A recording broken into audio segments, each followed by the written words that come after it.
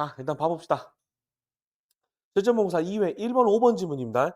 이게 거짓말쟁이 역설이라는 제목을 갖고 있어요. 무슨 말인지 알겠지? 일단 한번 봐보자. 지문 정리만 먼저 한번 해줄게. 고전 논리에서는 어떤 진술도 참 또는 거짓이라는 두 개의 진리치만 갖게 됩니다.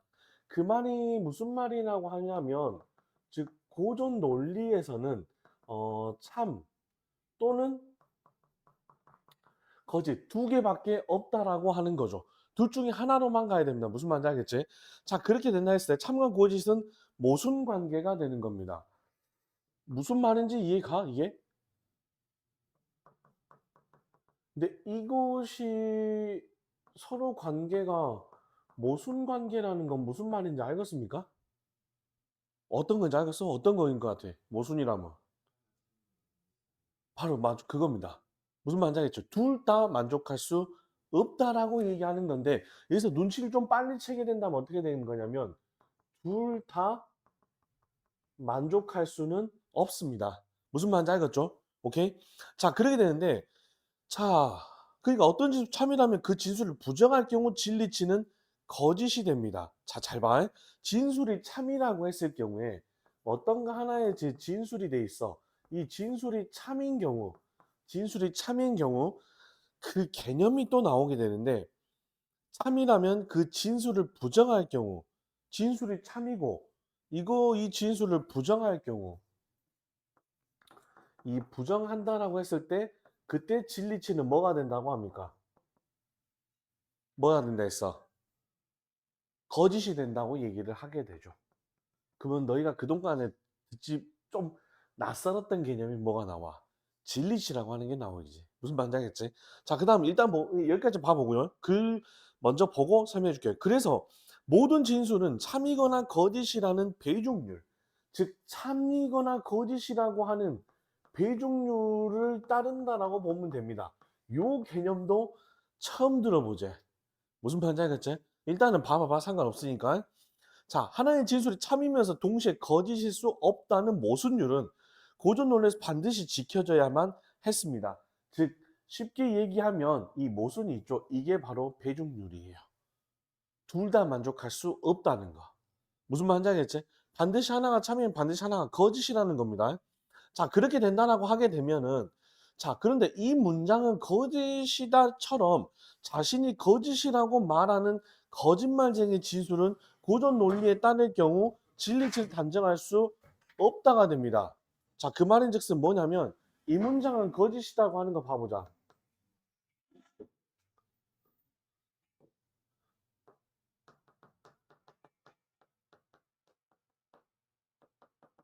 이 문장은 일단 지금 거짓이다라는 게 있습니다.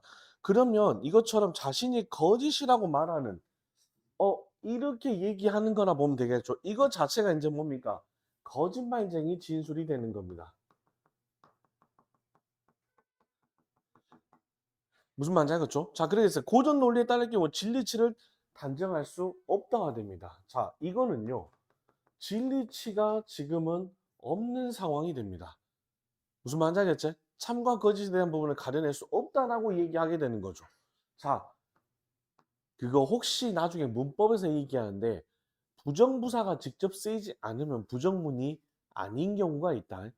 문법에서 안과 못이 없을 때 부정적 의미만으로 부정문이 될 수 없는 경우도 있어요. 알겠지? 이해가? 그러니까 이게 의미와 형식에 관한 부분을 분리하는 경우도 생각해야 됩니다. 알겠죠? 자, 그래서 한번 봐보자.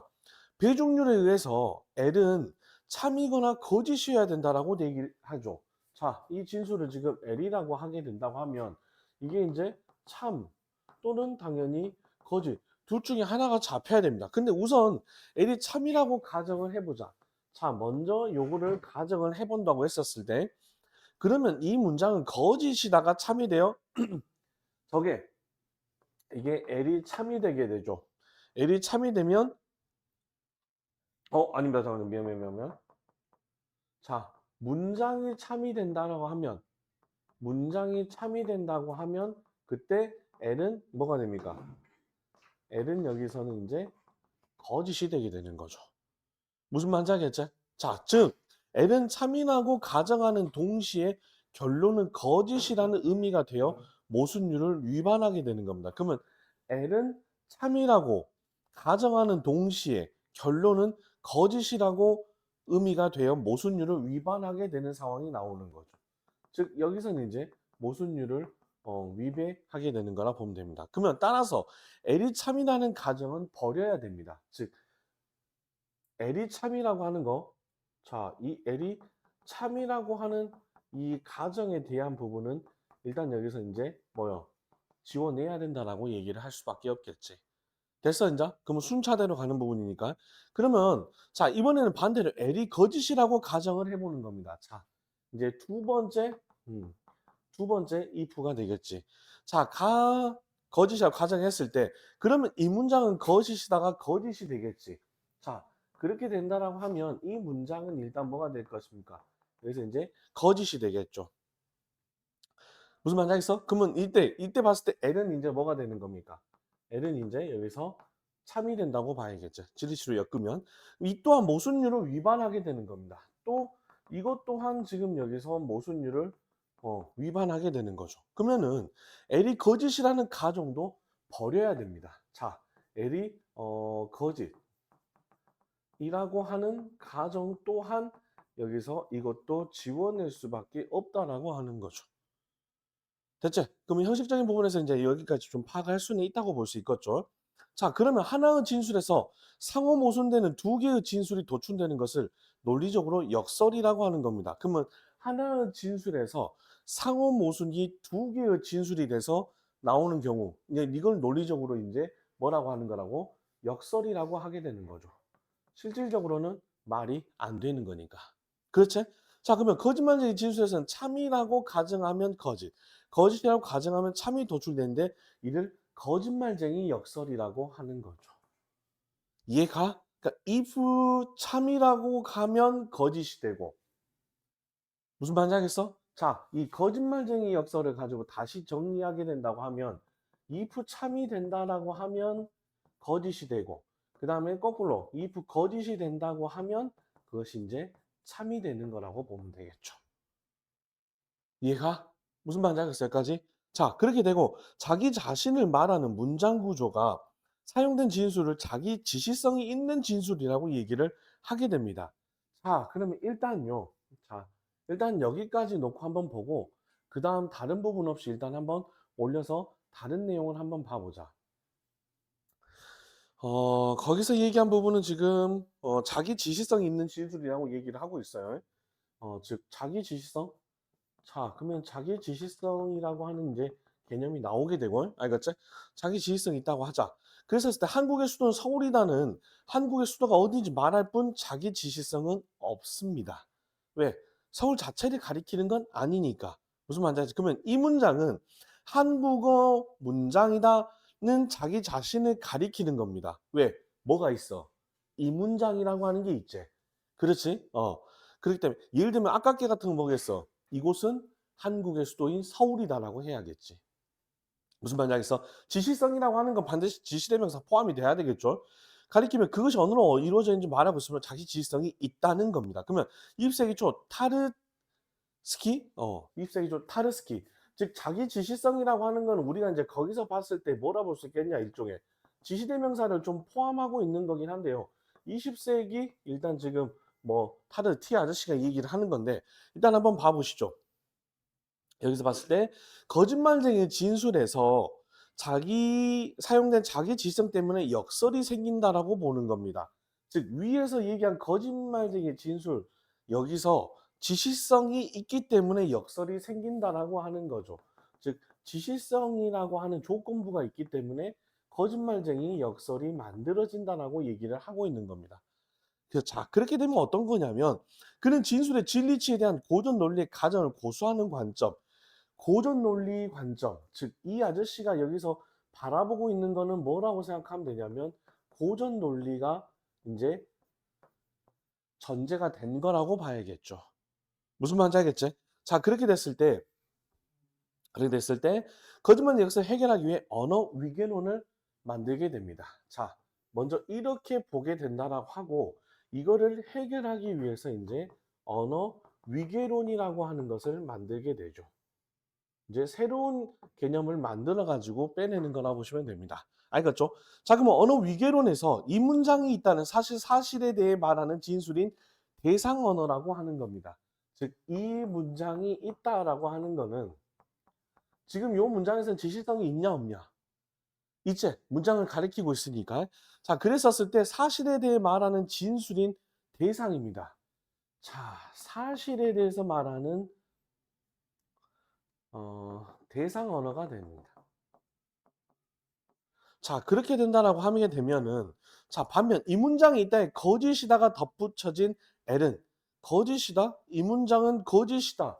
요 부분은 이제 지금 거짓이다라고 하고 요거를 이제 L로 설정하게 되는 거죠. 알겠죠? 이렇게 된다 하게 되면 이거는 메타 언어가 되는 겁니다. 여기서 이제 메타 언어가 되는 거죠. 메타 언어라고 하는 이 메타라는 개념은 너희들이 조금 헷갈릴 수도 있는 부분이긴 한데 어떤 거냐면요. 그 위에 있는 거라고 생각하시면 됩니다. 메타 인지라고 한다면요. 내가 인지하고 있는 것을 그 위에 상위 인지가 조절하는 거라 보시면 돼요. 무슨 말인지 알겠어요? 즉 뭐라고 보냐면 여기서 메타라고 한다면 상위 언어 정도로 생각해 주시면 됩니다. 무슨 말인지 알겠죠?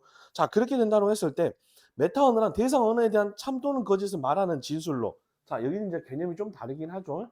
이거를 이제 참 또는 이제 거짓을 말하는 부분이라고 생각하면 되고 대상 언어에 참이다 또는 거짓이다라는 진리 수로를 덧붙이는 겁니다. 즉 메타 언어라고 하는 거는 일단 지금 진리 수로를 덧붙이는 거라고 얘기를 하고 있어요. 그러면은 이때 메타 언어는 대상 언어보다 위계가 더 높습니다. 내가 아까 뭐라 했어?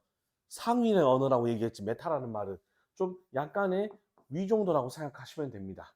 그러면은 만약 메타 언어 뒤에 진리수를 하나 덧붙여 새로운 진술을 만들면 기존의 진술은 대상 언어가 되고 새로운 진술은 메타 언어가 되는 거죠. 즉 이건 뭐겠어? 여기에 이게 붙어 있기 때문에 메타 언어가 되는 거죠. 이해가?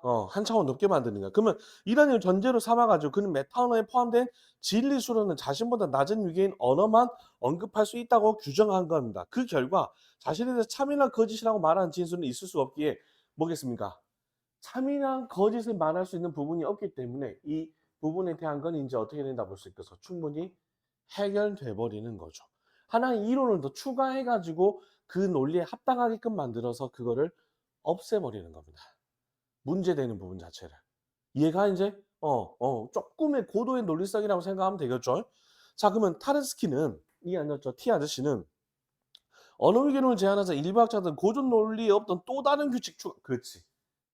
무슨 말인지 알겠어? 논리 자체를 잘 들어. 논리 하나를 이 논리 하나를 이 자체로서 문제점을 해결할 수 있지는 않습니다. 무슨 말인지 알겠어? 그래서 되게 뭔가 너희 같은 경우도 과학 실험을 하면 어떻게 돼? 뭔가 하나의 가설을 설정하고 이걸 통해서 기존에 있던 게 잘못됐다, 수정됐다 이렇게 해야 되겠지. 그러면 그 너희가 한 실험 자체도 뭐가 돼? 논리가 되는 거야. 무슨 말인지 알겠어? 그러면 하나의 논리는 다른 논리가 동원돼서 충분히 뭐요? 깨지는 거라고 생각하시면 돼요. 무슨 말인지 알겠지? 그렇기 때문에 여기 지금 메타 언어라고 하는 용어를 가지고 들어온 거라 볼 수 있겠죠. 그러니까 뭐라 볼 수 있겠어? 즉, 이 부분에서는 일단 지금 또 다른 규칙을 갖고 가는 거죠. 왜? 이 사람들 같은 경우에 고전 논리 안에서 해결하는 것이 원칙인데. 무슨 말인지 알겠어? 오케이? 그 장치를 주는 겁니다. 그러면 이 때문에 고전 논리 가정 안에서 역설이 해소된 것으로는 보기 어렵다면 맞지? 이론의 한계를 주장하게 됩니다. 즉, 요 부분은 이제 한계로 삼게 되는 거죠. 무슨 말인지 알겠어? 저 고전 논리에서는. 자, 그러면 한편 어학자는 자기 질성이 역설의 원인이 아니라는 반론을 제기하게 됩니다. 자, 요 부분에 대한 일단 지금 반론도 제시를 하게 된다라고 하는 거죠. 그러면 어떤 거냐면 이 문장은 참이다라는 자기 질성이 있지만 역설이 발생하지 않습니다. 이 문장, 즉 쉽게 얘기하면 반론이라고 하는 건 요 거짓이다 이 부분을 뭐요? 일단 지금 참이다로 설정을 하게 되는 거죠. 썼을 때는 여기 했을 때는 이제 역설이 발생하지 않습니다. 무슨 말인지 알겠어? 왜 그렇게 돼요? 우리 굳이 지금 생각할 필요는 없습니다. 지문의 논리만 나는 보는 거기 때문에 무슨 말인지 알겠지? 자, 그렇게 된다고 했었을 때 그러면 참이라면 참일 것이고 거짓이면 거짓이기 때문인데, 또는 두 진술로 구성된 뒤 문장은 것이다, 앞 문장은 참이다의 경우 두 진술에는 자기성이 없어도 역설이 발생할 수밖에 없겠지. 그렇지? 그러니까는 지시성이 없는 경우, 예를 들어서 지금 거기 예를 통해서 뭘 갖고 얘기하는 거냐면 지시성이 없는 경우에도 충분히 역설은 발생한다라고 하는 부분을 주고 있죠. 자, 그러면 앞에 진술을 참이라고 가정하면 뒤에 진술인 앞 문장은 참이다는 거짓이 돼 버립니다. 왜? 고전 논리에서 하나가 참이 되면 하나는 거짓이 돼야 되니까. 자, 그래 되면 이는 참이라고 가정하는 동시에 결론은 거짓이 되는 모순율을 위반하게 되면 고전 논리 입장에서는 적절하지 않게 되겠죠. 그러면 반대로 앞에 진술을 거짓이라고 가정하면 모순율 위반한다는 건 똑같습니다. 무슨 말인지 알겠죠? 왜? 참과 거짓이 동시에 성립할 수는 없기 때문에. 배중률을 무시할 수는 없으니까, 무너뜨릴 수는 없으니까. 그러면 20세기 후반, 자 다시 이제 저기서 봤을 때 아까 보면 요 T 아저씨 같은 경우에는 아까 봤을 때 언제였지? 요 아저씨 아까 20세기 초였지. 20세기 초네. 그러면 일단 지금 좀 봤을 때 시간을 조금 흘려보낸 다음에 여기서 이제 20세기 말로 갑시다. 말로 후반으로 가게 되면은 잠깐만, 말이라고 하면 안 되겠다. 20세기 후 이렇게 해야겠다. 자, 지수 진리체에 대한 고전 논리의 가정을 포기하는 관점. 고전 논리의 가정을 포기하는 겁니다. 그러면은 고전 논리의 일단 가정을 포기하게 되면은 관점에서 거짓말을 이해하는 시도가 있게 됩니다. 그러면 그 자체를 이해하려고 하면, 즉 고전 논리가 아니면 충분히 뭐겠어, 거짓말쟁이 역설도 맞아가게끔 구조를 만들 수가 있어지겠지. 그러겠지? 그렇게 된다고 하게 되면, 자, 크림키는 참도 아니고 거짓도 아닌 진리체를 가진 진술이 존재할 수 있다고 얘기해 버립니다. 즉 크림키 같은 경우는 뭐라 볼 수 있겠어? 그러면 이 사람 같은 경우는 이제 배중률을 깨버리는 거죠. 이제 여기서 무슨 말인지 알겠어? 배중률을 깨버리는 거고, 거짓말 진술이 그러한 사례에 해당한다고 봤던 거죠. 즉 위에 있던 그 거짓말에 대해서 이제 배중률을 깨버립니다. 그러면 프리스트 같은 경우는 참과 거짓 진술 이외에 참인 동시에 거짓 진술 존재. 자, 이 아저씨 같은 경우에는 참인 동시에 거짓도 존재한다라고 얘기하게 되는 거죠. 자, 그러면서 거짓말 진술이 그러한 사례에 해당한다고 보게 되는 겁니다. 됐습니까? 까지? 복잡한 듯 하지만 생각보다 복잡하지 않습니다. 왜 그러냐고 한번 봐볼래요? 이게 구성적인 측면으로 보게 된다면 그닥 그렇게 어려운 내용은 아니에요. 일단 좀 줄여가지고 다시 한눈에 한번 봐보자. 자, 이렇게 된다라고 하게 되면 일단 한번 보시죠. 전체적인 구도부터 먼저 한번 보게 된다면, 자, 한번 봐봐. 먼저 고전 논리에 관한 부분의 속성을 설명을 하지. 자, 이 고전 논리에 대한 여기서 특성과 구조를 설명을 해줍니다. 여기서 특성하고 그 다음에 구조. 무슨 말인지 알겠어? 자, 이걸 바탕으로 해가지고 여기서 이제 거짓말쟁이 진술이라고 하는 거에 대해서 이야기를 하게 돼요.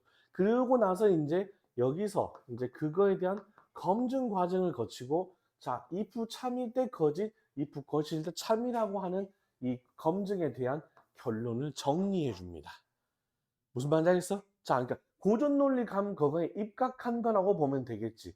근데 여기서 그런 부분들에 대한 것들로 봤을 때는 일단은 좀 이제 초랑 후는 좀 이따 보시고요. 자, 그러면은 그리고 나서 이제 자기 지시성이라고 하는 요거 가지고 이 아저씨가 고전 논리에 입각해서 언어 위계론이라는 걸로 이제 다시 한번 요 부분에 대한 검증을 거치게 됩니다. 물론 요 부분, 한계적인 부분은 이제 찾아서 만들어내는 거지. 무슨 말인지 알겠어? 근데 중요한 건, 재밌는 건 이제 바로 여기가 되죠. 왜?